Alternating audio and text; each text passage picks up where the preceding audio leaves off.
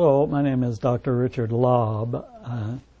I am a PhD chemist, former university professor at The Ohio State University, chemistry teacher, and then at San Diego State University. In later years, I formed Laub Biochemicals Corporation, primarily as a research and development company for the purpose of examining humic acid.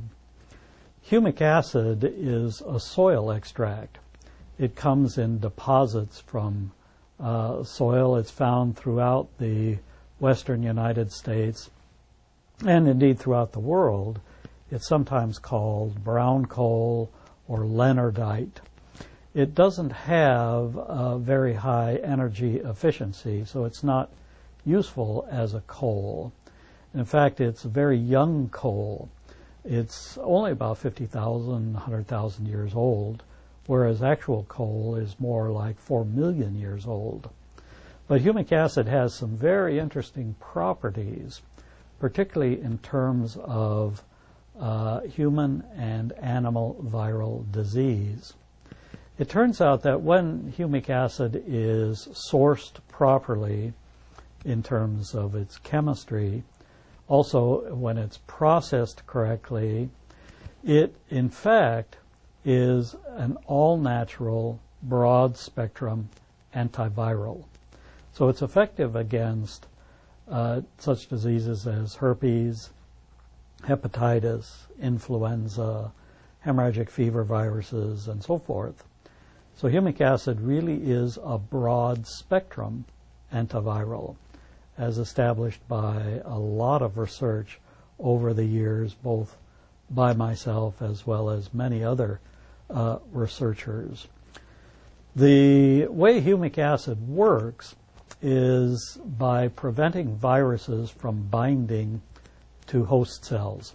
All mammalian viruses have one feature in common. They have to bind to a host cell in order to reproduce. The virus binds to the cell, the outside of the cell. It then injects its RNA or its DNA into the interior of the cell, which causes the cell to produce more viral RNA or DNA. That material then buds out through the cell wall to produce new viruses, which then go on to repeat the process. That's all viruses do. Viruses don't breathe. They don't eat, they don't sleep, they're not conscious entities at all. They simply reproduce by tricking a host cell into making more of themselves.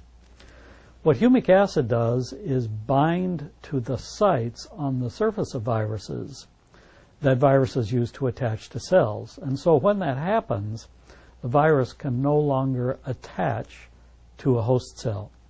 Well, what that means is that the virus can no longer reproduce, and the virus then dies out of its own accord. Viruses don't last forever if they're not allowed to reproduce. For example, influenza viruses only last a day and a half or so if not allowed to reproduce in a medium. And so if you were to get the flu and you took humic acid to treat the flu symptoms would last, in fact, about a day and a half, because the virus, not being allowed to reproduce, dies out. And it also gives the host immune system a much better chance of eliminating the virus from a mammalian system. So that's the way humic acid works. It's an excellent therapeutic. It's also a very good prophylactic, so that by taking humic acid on a daily basis, you can, in fact, prevent getting colds and flu. The humic acid material that is good for human consumption purposes is not just limited, however, to an anti-flu medication. Material is also, as I mentioned earlier, broad spectrum. That is, it really is effective against diseases such as dengue fever, which is a hemorrhagic fever virus. It's also effective against herpes, simplex 1, simplex 2, varicella zoster virus, for example, Epstein-Barr virus. In the case of herpes simplex 2, which is generally associated with genital herpes, one would take 1 tablet twice a day to prevent viral outbreaks. But if a viral outbreak were to take place, a simplex outbreak, one would increase the dose to 1 tablet 3 times a day. That would do a couple things. First, it would certainly shorten the duration of the outbreak, and it would also lessen the intensity of the outbreak. So what we found is that herpes sufferers who routinely have 6 to 8 outbreaks a year, by taking humic acid on a prophylactic basis, can reduce that to 0 to 1 outbreaks per year, and if an outbreak does occur, to greatly reduce the duration and the intensity of the outbreak. In terms of simplex 1, something like 85% of all Americans are serum positive for herpes simplex type 1. This is the virus that gives rise to little rashes above the lip, cold sores on occasion.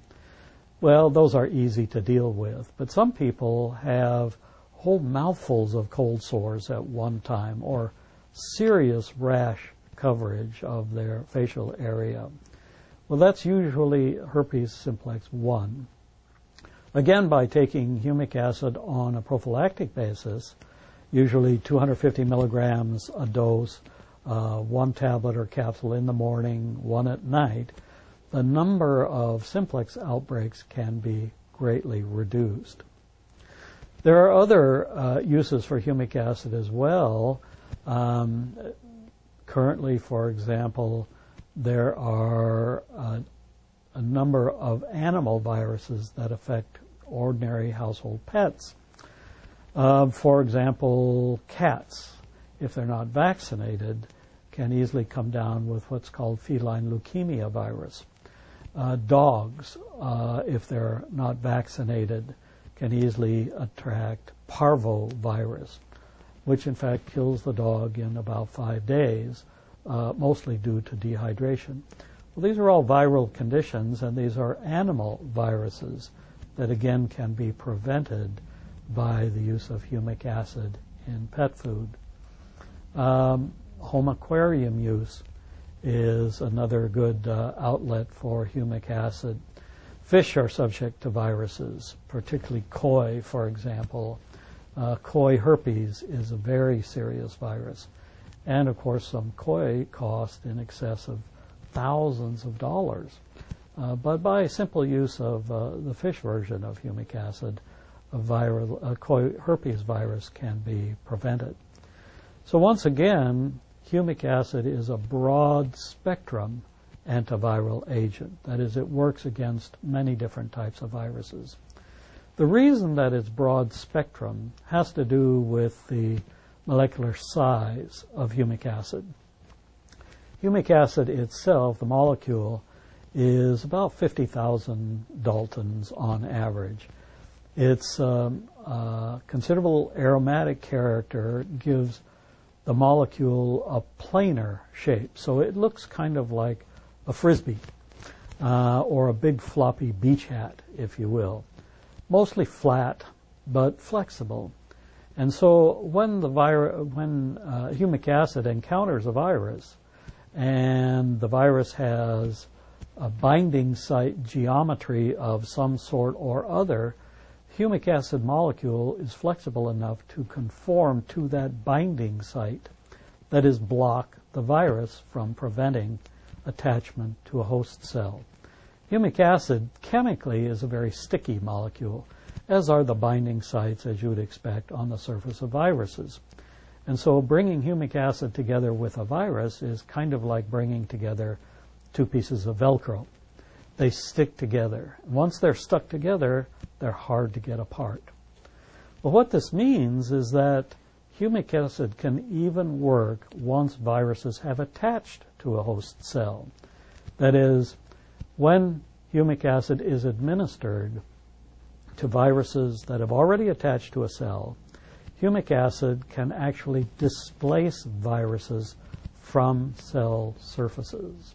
And so humic acid in that instance acts as very effective therapeutic agent. That is, it can actually stop and reverse viral infection.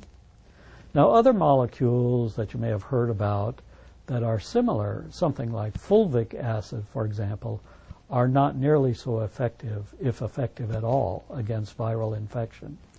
The reason is that fulvic acid, for example, is a small molecule version of humic acid. Fulvic acid is only about 1,500 Daltons molecular weight. And so fulvic acid, since it's somewhat aromatic in character, again being a stiff molecule, is not nearly as flexible as the large humic acid molecule. So that being the case, fulvic acid can't conform to the binding sites on the surface of viruses. So fulvic acid, by and large, is not effective as an antiviral agent. It's a great mineral supplement, but it's not a good antiviral. Humic acid, on the other hand, being a large flexible molecule, is very effective as an antiviral.